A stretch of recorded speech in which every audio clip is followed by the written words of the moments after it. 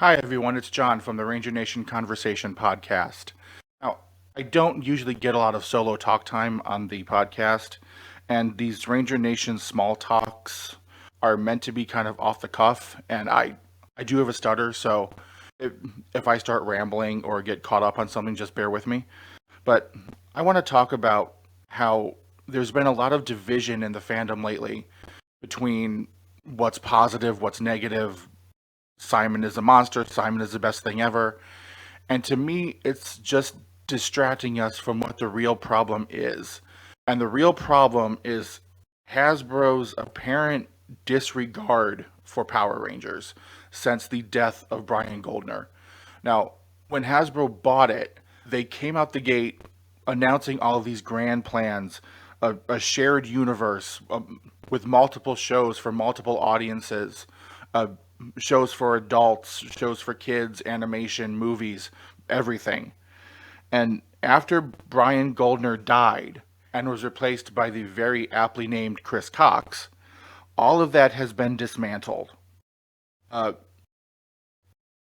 Chris Cox doesn't share the vision Brian Goldner had of Hasbro being the next Marvel Studios. He's selling E1, the studio Goldner bought, for the sole purpose of making media content for their brands.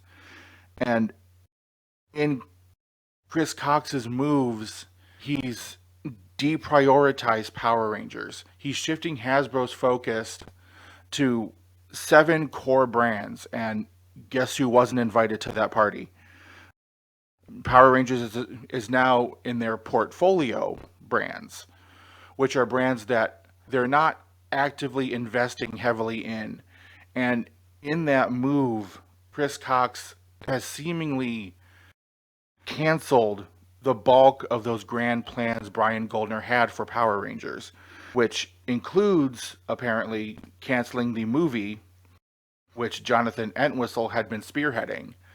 Because last year, Hasbro reported a $228.3 million devaluation of Power Rangers due to, quote, changes in entertainment strategy and plans. Now, to me, that seems very clear that they canceled the movie and that $230 million was what they projected to earn in revenue from it. And I just want to stress that that's the status of Power Rangers at Hasbro, where they would rather report $230 million in losses rather than invest in a movie. And I, I don't think that can be spun in a positive way. Supposedly, the quote, young adult series is still being developed, but that's been in development for the better part of 4 years. And even if, and I can't stress enough how much work the word if is doing there, it was in active development before the writer's strike and potential actor strike. It's not being worked on now because Jenny Klein, who was announced as showrunner last year, is actively picketing every day. She's not working on anything. Never mind the Power Rangers reboot series that we haven't gotten any news on in over a year. So even the most optimistic scenario wouldn't put this reboot series out until at least 2025, which means that in a couple months, Cosmic Fury is going to be out and done. And all of this bickering about Simon and Cosmic Fury will be irrelevant because for the first time, really ever in the show's history, we don't know what's coming next. Even after Disney canceled it in 2009, we knew the reversioning was coming the next year. This is the first time we don't know what, if anything, will be out for Power Rangers media for the next at least 2 years.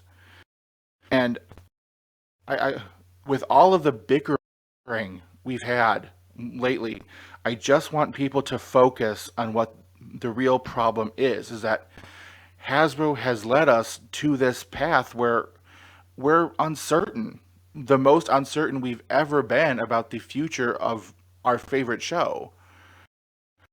So before you go and call somebody toxic for being too positive or too negative, I want everyone to realize who really is toxic, and that's Hasbro right now. And to misquote Katniss Everdeen tonight, turn your weapons to Hasbro, turn your weapons to Cox. Thank you.